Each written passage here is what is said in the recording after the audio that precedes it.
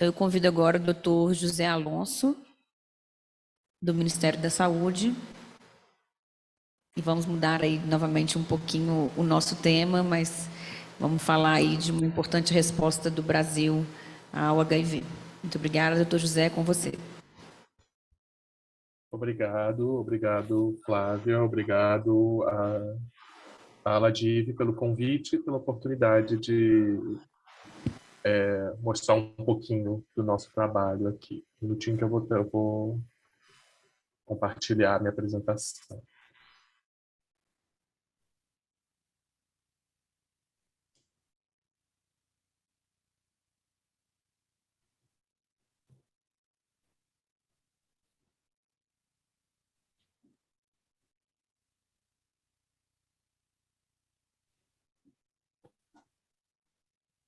Vocês conseguem ver minha apresentação?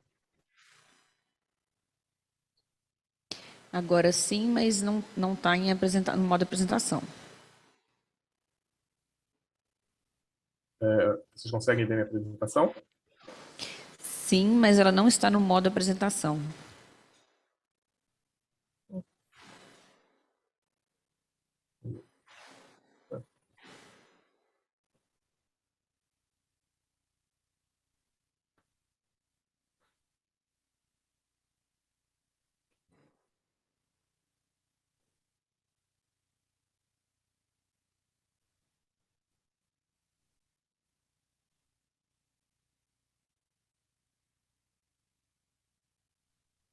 Agora sim.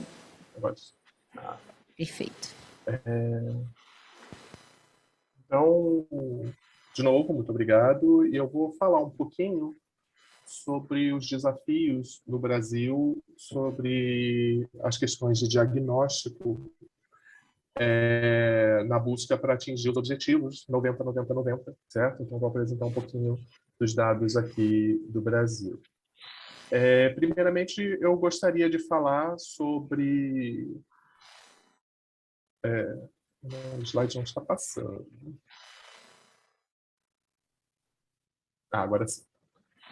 Primeiramente, eu gostaria de falar um pouquinho sobre o histórico do DCCI, certo? Que é o departamento onde eu trabalho, tá? E, na verdade, esse histórico ele vai se confundir justamente com a história do HIV no Brasil, certo? Então, a gente, desde 82, que foi o ano do primeiro diagnóstico oficial de AIDS no Brasil, tá certo?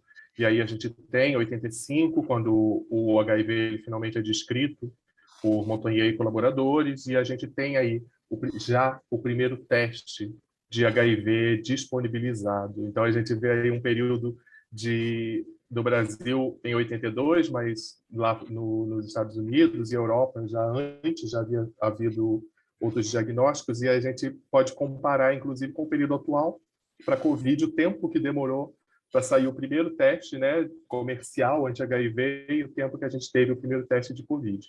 Mas aí é só interessante a gente ver como a evolução tecnológica permitiu que as coisas hoje andassem muito mais rápido. Mas aí, em 86, é criado o Programa Nacional de DST-AIDS no Ministério da Saúde, tá? E, a partir daí, vem toda a história do diagnóstico do HIV no Brasil, com 87, tendo o primeiro Centro de Orientação Sorológica, que foram as primeiras iniciativas da descentralização do diagnóstico, para ampliar o acesso do diagnóstico ao HIV no Brasil. Em 88, tem um passo muito importante, que é a criação do SUS no Brasil, porque a partir daí, né, tem toda a cobertura aos cidadãos brasileiros para a saúde.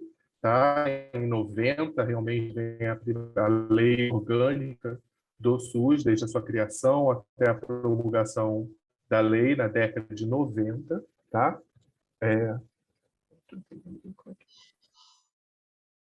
Tá. E a gente tem aí, em 91, né, graças à criação do SUS, em 91 se inicia o processo para aquisição e distribuição gratuita de antirretrovirais no país. Em 2009, a incorporação do programa de hepatites virais ao departamento, né, na época de DST-AIDS, o que também permitiu um avanço no tratamento das hepatites virais no Brasil. Em 2013, continua esse caminho da descentralização do diagnóstico com autorização de enfermeiros para executar testes rápidos de HIV, e também começa a ser oferecida a terapia antirretroviral universal para todas as pessoas vivendo com HIV no Brasil, certo?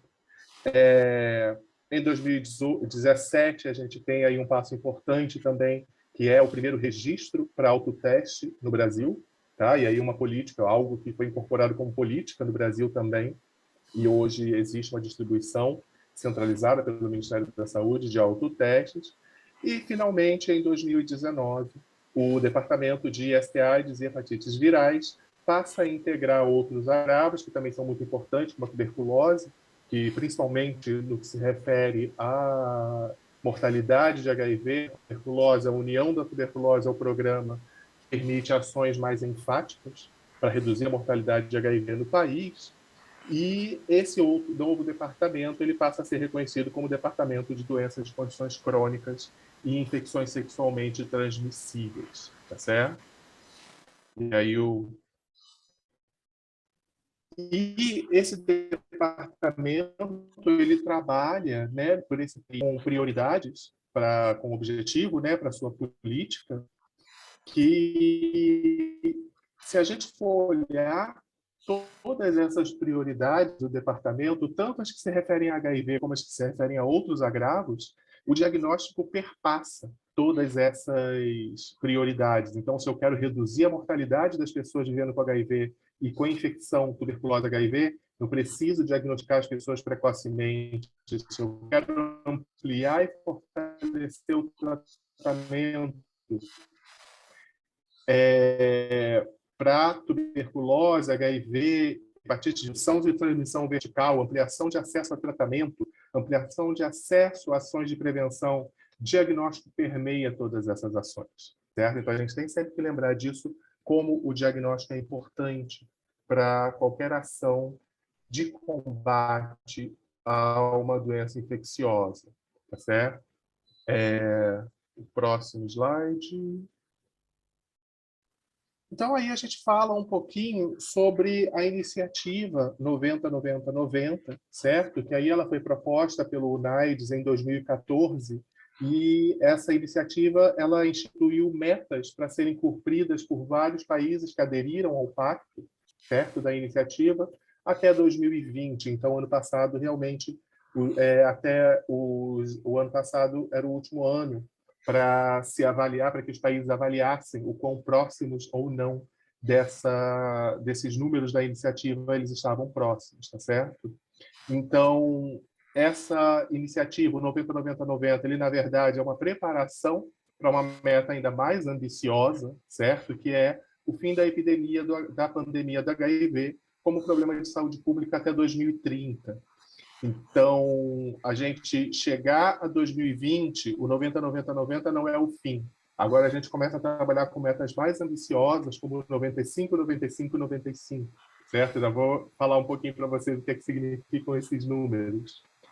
E essa iniciativa ela envolveu consultas a tomadores de decisão em diversos países, e o objetivo dessa iniciativa é realmente, até 2020, que 90% das pessoas vivendo com HIV tenham conhecimento do seu estado sorológico, ou seja, que elas sejam diagnosticadas, 90% dessas pessoas diagnosticadas que elas estejam em tratamento, e 90% dessas pessoas em tratamento que estejam em supressão viral.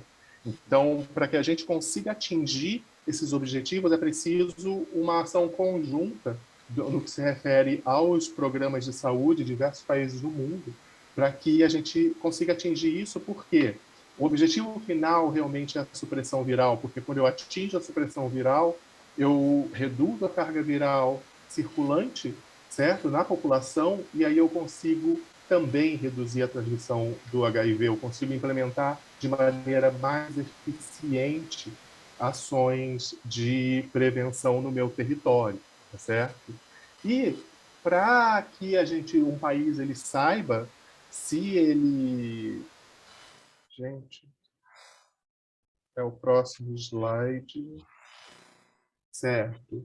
E para que um país ele consiga monitorar o estado que ele se encontra para atingir esse 90-90-90, houve também o esforço do UNAIDS no sentido de orientar os países a montar o que eles chamam de a sua cascata de cuidado contínuo.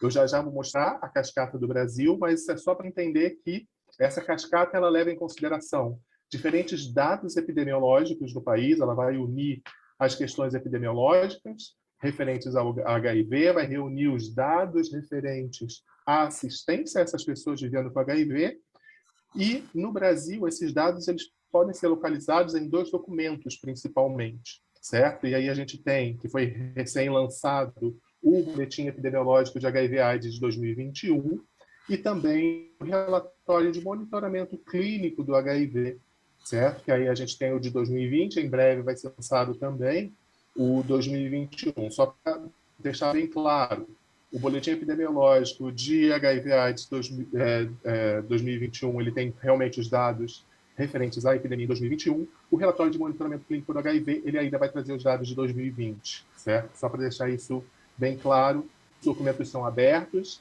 acessíveis, nos links que estão aí apresentados no slide, tá? E o próximo... E aí agora eu vou falar um pouquinho, primeiro vamos conversar um pouquinho sobre os números da epidemia de HIV no Brasil, certo? Então, em 2020, conforme disposto no boletim epidemiológico, nós tivemos 32.701 novos casos de HIV no país, certo? Se a gente for olhar a série histórica, desde o início da notificação de HIV, são 381.793 casos de AIDS no Brasil. É preciso botar isso bem claro, porque durante muito tempo no Brasil só se notificavam casos de AIDS. A notificação de HIV ela é mais recente, certo? Então, realmente, por isso que eu tenho esse número 381 mil casos notificados, por causa disso, que até um determinado ano só eram notificados os casos de AIDS, e só agora, mais recentemente, é que a gente começou a notificar os casos de HIV, tá certo? E só em 2019 foram 43.312 casos, e o que significa uma redução na detecção de HIV para 2020, tá? Isso realmente a gente enxerga como já resultado do impacto da pandemia de Covid, que obrigou, por causa das normas de afastamento social, principalmente no início da pandemia de Covid, que obrigou as pessoas a realmente se isolarem, as unidades de saúde elas acabaram também se tornando menos frequentadas, e também tem toda a situação de que muitos profissionais eles foram deslocados para atenção à Covid. Então, isso aí tudo combinado teve um impacto muito determinante na detecção de HIV. A saúde do Brasil ele tomou atitudes para manter o diagnóstico, mas ainda assim esse impacto foi bastante sensível, e a gente vai falar um pouquinho mais sobre ele depois, certo? Mas a gente pode ver aí também a questão da taxa de detecção. Agora, primeiro era uma taxa, eram dados mais nacionais, e agora são os dados separados por região do Brasil, certo? Então, a gente vê aí justamente uma taxa de detecção por 100 mil habitantes, tendo uma queda bastante importante de 2019 para 2020, tá? Em todas as regiões do Brasil. No entanto, a gente pode ver que a mortalidade, assim, num lado de boas notícias, a mortalidade por HIV ela também está em franca queda, que é um resultado direto, realmente, da distribuição de antirretrovirais para todas as pessoas vivendo com HIV, independente da contagem de linfócitos TCD4. Isso é uma ação, o tratamento universal, ele foi uma ação que teve um impacto muito positivo nessa questão da mortalidade, com uma redução bastante importante da mortalidade e uma tendência que continua em queda. E essa questão da dispensação da terapia antirretroviral, a pandemia também fez com que soluções mais criativas, soluções que atendessem melhor os pacientes foram tomadas. A gente vai falar um pouquinho mais na frente dessas soluções, mas o período de pandemia também nos obrigou a trabalhar essa questão. Tá. E aí, também no campo das boas notícias, que a gente pode, que os nossos dados eles demonstram, é que ela também, certo? Se a gente for olhar aí a barra referente às crianças menores de 5 anos, as novas infecções elas estão em queda, a gente teve uma redução bastante importante em 2020. A detecção em gestante ela continua alta, como a gente pode ver aí no gráfico. No entanto, a gente pode pensar que isso é uma coisa positiva, porque se eu estou conseguindo trabalhar o pré-natal com uma maior detecção do HIV na gestante, eu consigo implementar ações de prevenção da transmissão vertical mais certeiras. Então, realmente, isso foi uma notícia muito importante para o combate à transmissão vertical do HIV no Brasil. Certo? A gente tem uma queda aí bastante importante nos casos em crianças menores de 5 anos. Tá? E aí, também, a gente continuando aí sobre a questão do pré-natal, certo? Então, em 2020, foram 7.814 gestantes infectadas com HIV. Em 10 anos, a gente teve aí um aumento de 30%. Como eu falei anteriormente, isso não necessariamente é algo ruim. Quando eu tenho uma melhor detecção do HIV na gestante, eu consigo implementar formas melhores para a prevenção da transmissão vertical, tá? E realmente é algo que acaba sendo bastante positivo se a gente for olhar em termos de combate à.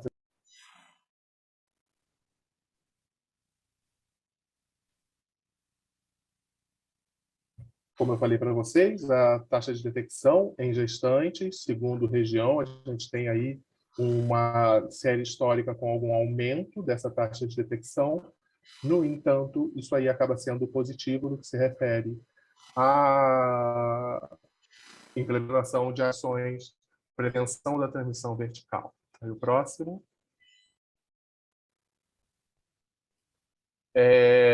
Também aí a gente olhando, né, especificamente a detecção de AIDS em menores de 5 anos, tá? E aí a gente olhando nas regiões também, tendência de queda de uma maneira geral, essa detecção em crianças menores de 5 anos.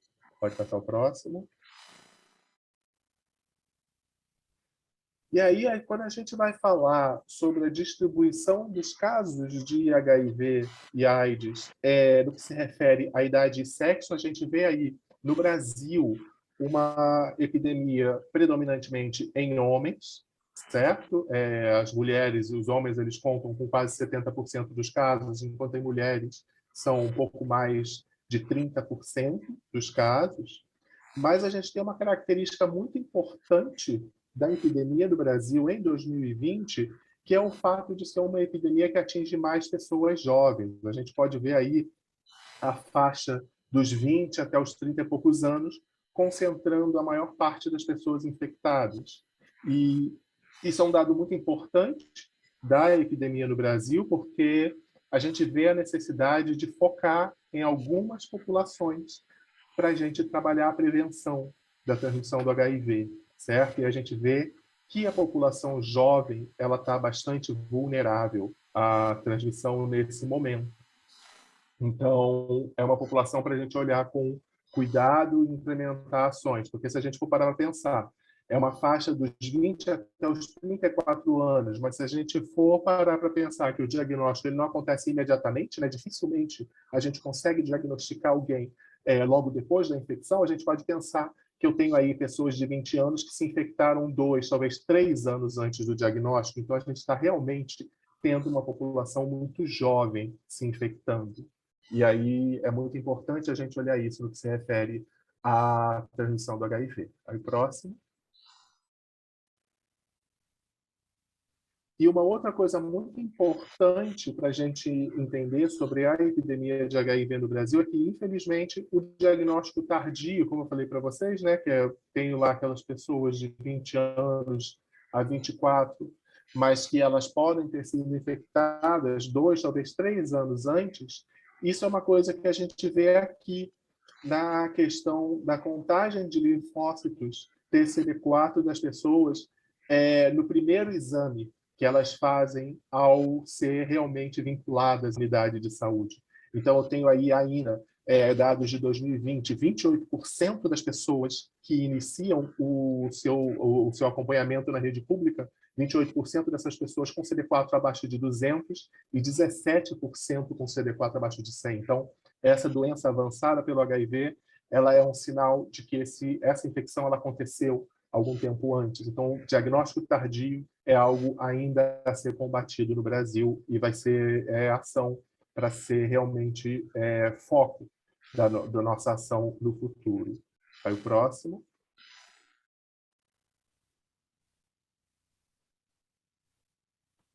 E quem é essa população que eu estou falando vivendo com HIV no Brasil, certo? Hoje, a gente pode dizer que o Brasil ele vive uma situação de uma epidemia concentrada em alguns grupos populacionais, certo? A gente pode ver aí, são dados, aí é dado nem do boletim epidemiológico e nem do relatório de monitoramento. São dados de estudos independentes, certo? Que alguns que o próprio Ministério da Saúde encomenda a pesquisadores, mas os dados, eles mostram que na população em geral do Brasil, a epidemia do HIV ela atinge 0,4% da população, mas quando eu vou trabalhar com grupos específicos, eu vejo altas prevalências da infecção pelo HIV, certo? Então, alguns estudos mostram a prevalência do HIV entre gays e outros homens que fazem sexo com homens, variando desde 1,2% até 18%, dependendo do estudo, certo?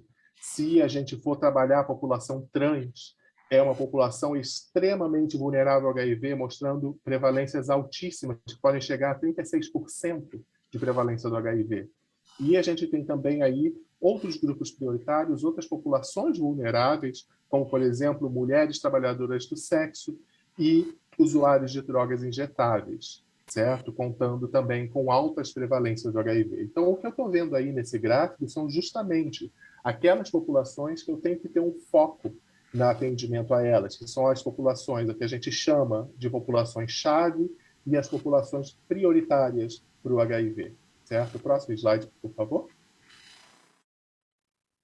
Então, quem são essas populações-chave? A gente tem que entender que o HIV ele acaba sendo uma infecção que ela atua em cima das fragilidades, em cima de algumas vulnerabilidades relacionadas a alguns grupos populacionais. Então, dessa maneira, eu tenho as populações-chave, certo? Que a gente chama, que são segmentos que têm prevalências desproporcionais da infecção em comparação à população em geral. E a gente tem também as populações prioritárias, que são segmentos com vulnerabilidades associadas à situação de vida, contextos sociais, históricos ou estruturais. Então, essas são as populações que a gente tem que focar quando a gente pensa em combate à infecção pelo HIV, tá certo? Então, aí a gente vê que essas populações elas têm uma intersecção que está diretamente relacionada a todas essas vulnerabilidades que essas pessoas elas estão que essas pessoas estão submetidas, certo? Então, contextos sociais de estigma, de discriminação, que vão afetar, inclusive, o atendimento a essas pessoas, uma vez que, muitas vezes, por causa disso, uma pessoa não vai conseguir atingir um serviço de saúde para, por exemplo, obter seu diagnóstico ou seu tratamento. Tá certo? Pode passar, por favor?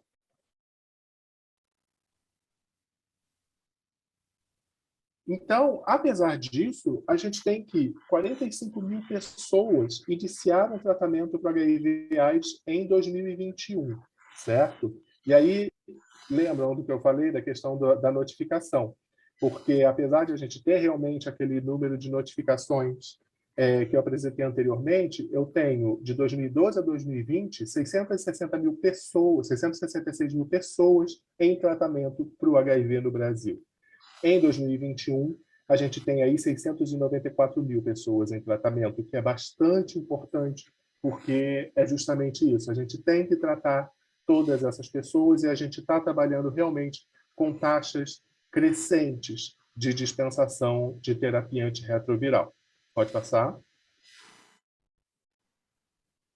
E, como eu falei anteriormente, o que ajuda muito na adesão a esse tratamento antirretroviral é que, em decorrência da pandemia de Covid, para garantir que a pessoa vivendo com HIV ela não precise ir tantas vezes para uma unidade de saúde, o Ministério da Saúde ele abriu a possibilidade de dispensação de tratamento de antirretrovirais para até 90 dias. Anteriormente, as pessoas elas recolhiam seus medicamentos para até 60 dias, e aí foi ampliado para 90 dias. Isso foi uma experiência bastante bem sucedida e que a gente vê desde que essa medida foi implementada em 2019 até 2021, a gente vê aumentando a quantidade de pessoas que têm essa dispensação para 90 dias. A gente espera que esse número continue crescendo ao longo dos anos, certo? Aí pode passar. Também a gente está trabalhando sempre questão de descentralização do diagnóstico, certo? Então a gente precisa realmente testar mais pessoas, a gente precisa detectar o vírus para poder iniciar o tratamento de mais pessoas, certo? Hoje, no Brasil, o tempo médio para início de tratamento ele é de 30 dias após a entrada do paciente nos serviços de saúde. Só que aí, essa entrada do paciente não necessariamente é o primeiro teste, a partir do primeiro teste que ela fez. A gente vai ter aí muitas situações variáveis ao longo do Brasil. Mas a gente tem sempre que trabalhar a redução desse tempo para o início de tratamento. 30 dias ainda é bastante coisa. Então, a gente tem que diminuir isso cada vez mais e a distribuição de testes ela acaba sendo um passo muito importante para isso. E, como vocês podem ver, dos números de 2020 para 2021, a gente continua ampliando a distribuição de testes, certo? Pode passar? E aí, isso tudo, né, eu falei para vocês, esses dados todos, realmente é para dar o panorama de como é que a gente chega na cascata do cuidado contínuo.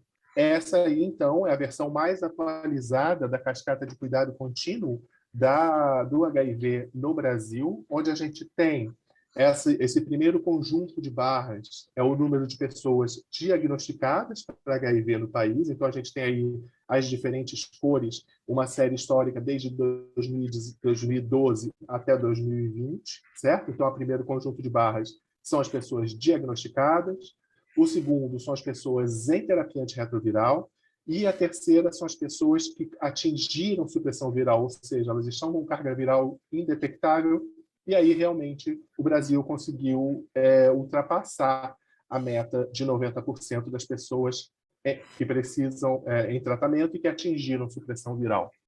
Infelizmente, como eu já falei, a pandemia de Covid ela teve um impacto muito importante nas ações de diagnóstico, e se vocês puderem perceber, depois de uma tendência histórica, né, uma série histórica de crescimento do diagnóstico, de 2019 para 2020, infelizmente, a gente teve uma queda, que realmente a gente atribui muito à questão da pandemia de Covid, que teve impacto não só no diagnóstico do HIV, mas de diversos outros agravos, tá certo? Pode passar.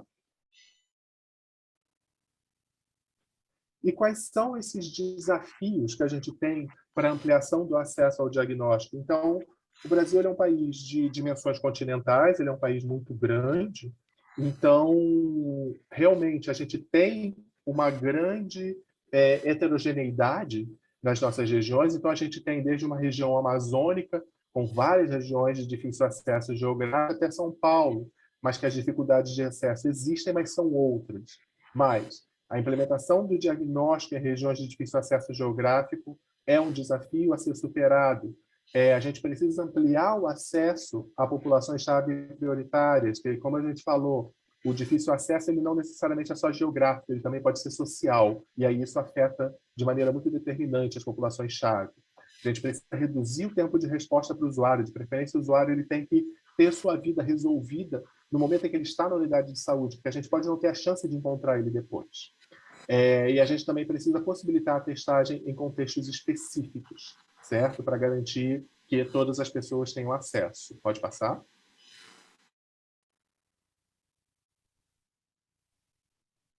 E para isso, né, a evolução tecnológica ela trouxe aí para a gente diferentes tecnologias, diferentes opções para nos permitirem justamente superar aqueles desafios. Então, eu tenho, hoje em dia, o Point of Care, que é o teste executado no local de atendimento do paciente, podendo ser feito, inclusive, durante a consulta do paciente.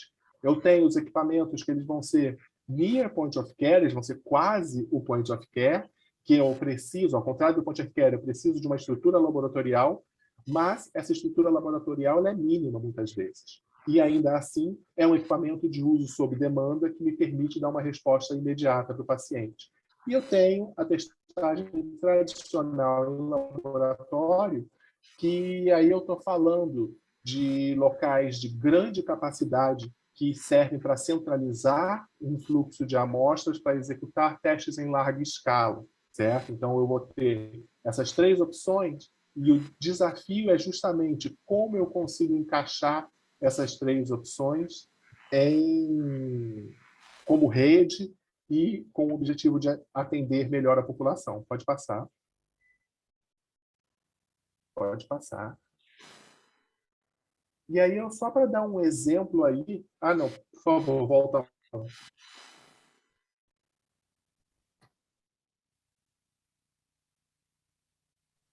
Então, aí é só para dar um exemplo rápido dos tipos de tecnologia que hoje estão disponíveis no Brasil. Então, só para dizer, a gente, como Point of Care, nós temos os testes rápidos imunocromatográficos. No campo do Near Point of Care, temos as tecnologias que a gente chama de rápidas, certo? Que são os equipamentos que utilizam cartucho para biologia molecular, e também a biologia molecular automatizada que está presente em laboratórios. Aí pode passar.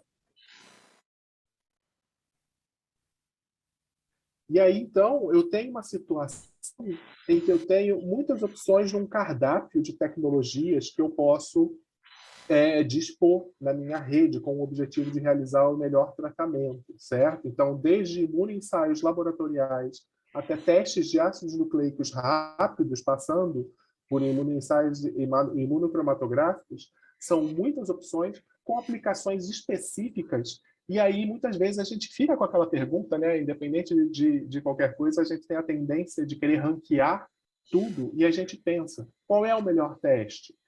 E se tem uma coisa que a experiência do Brasil ela foi muito importante, mostrar que não existe melhor teste.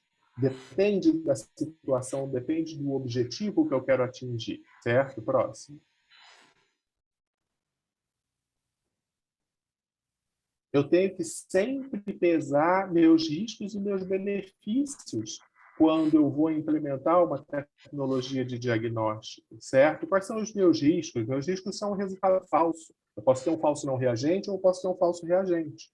Qual é o meu ganho quando eu utilizo esses testes? Eu tenho acesso, eu tenho ganho individual e eu tenho ganho coletivo. Eu nunca vou ter uma situação ideal em que esse equilíbrio vai estar perfeito. Mas o que eu posso fazer é me aproximar de uma situação ideal, é me aproximar do ideal, pesando esses riscos e aplicando os testes da maneira que eu minimize os meus riscos, certo? E aí, quando eu faço isso, pensando em estrutura de rede, pensando em objetivo e em quem eu quero acessar usando essas tecnologias. Próximo.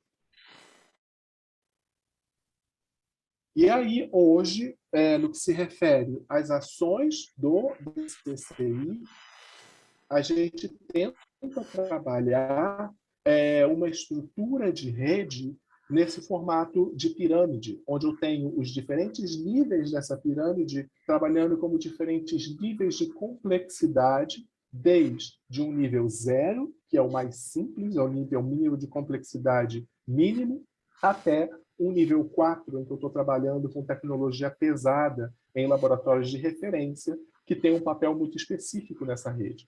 Mas essa possibilidade de níveis de complexidade diferentes também me permitem estabelecer diferentes estratégias para testagem. Eu posso ter desde a testagem baseada em serviços de saúde, tradicionalmente, até as chamadas estratégias de testagem extramuros, que elas vão usar a atingir os locais de convivência, principalmente das populações-chave prioritárias para o HIV que eu estou trabalhando, e também as possibilidades de testagem por pares e parcerias, como, por exemplo, nas estratégias que a gente tem para a distribuição de autoteste no Brasil. Pode passar?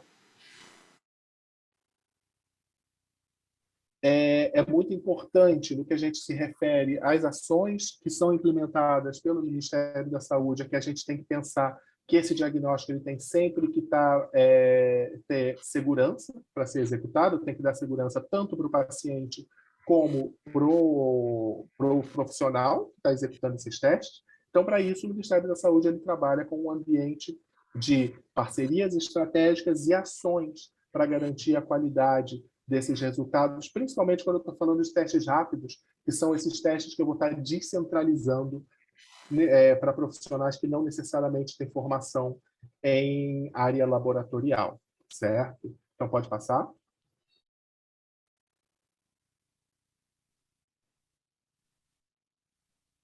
O próximo.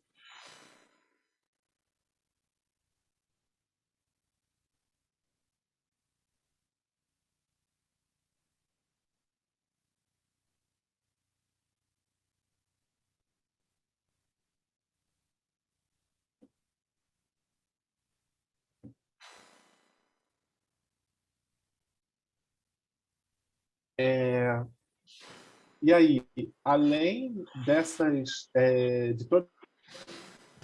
José, a gente perdeu o seu som. Eu acho que o José está tendo um probleminha com a internet dele. Vamos voltar aqui, então. E aí, vamos ver se ele consegue resolver aí. Deve ter tido algum probleminha de conexão nesse momento. Bom, a gente está aí com o avançar da hora. E eu vou fazer um paralelo aqui que eu acho que é bem importante.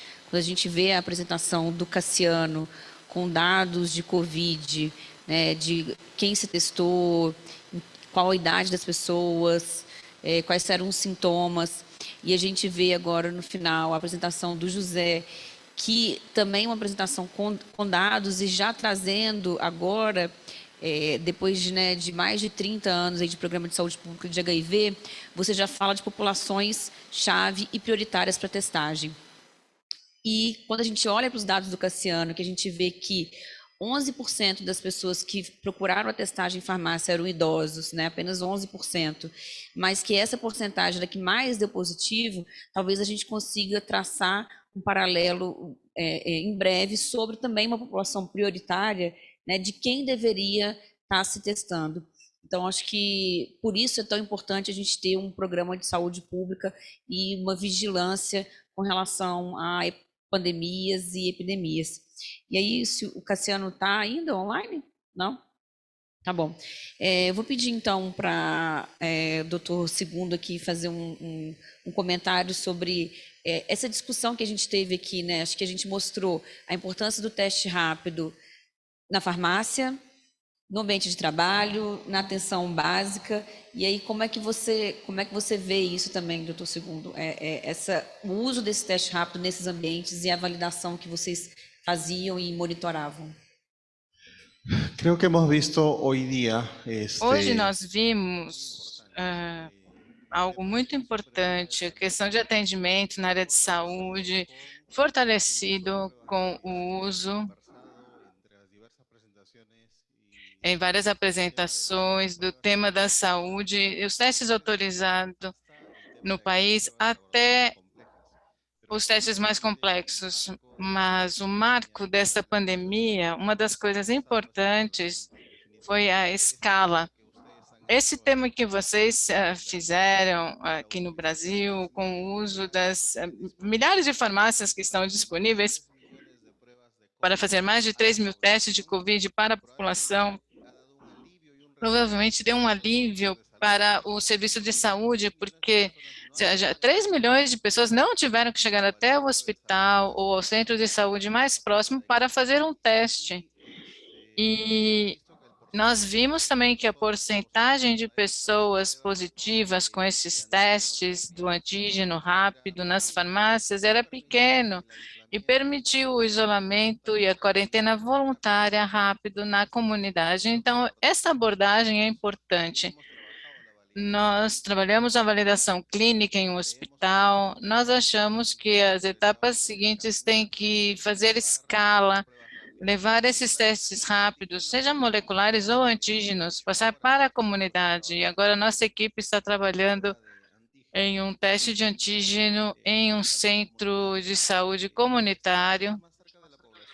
Estamos mais perto da população que precisa. Esse tipo de estudo, de abordagem, é importante para poder não só combater essa pandemia, senão outras, né, que já vimos.